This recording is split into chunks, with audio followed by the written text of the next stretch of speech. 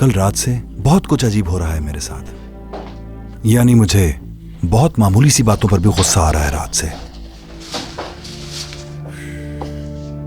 तो कल शाम जहां आप खाने पर गए थे वहां कुछ ऐसा हुआ है या फिर ये घर की वजह से है?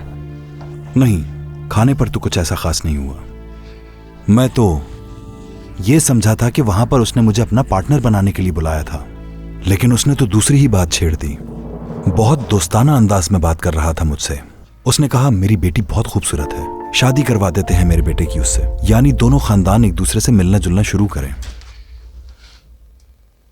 असल में वो ये चाहता है कि हमारे बच्चों की शादी हो जाए और दोनों कंपनीज एक हो जाएं। देखना वो मुझे जल्द इस हवाले से कोई पेशकश जरूर करेगा अली। तो फिर आपने क्या सोचा इस बारे में? इसमें आखिर सोचने वाली कौन सी बात है? मैं उस आदमी की नीयत को अच्छी तरह से जान चुका हूं। आखिरकार मेरे 3 बच्चे हैं और मैंने ये कंपनी उन्हीं के लिए बनाई है। कैसे दे दूं उसे?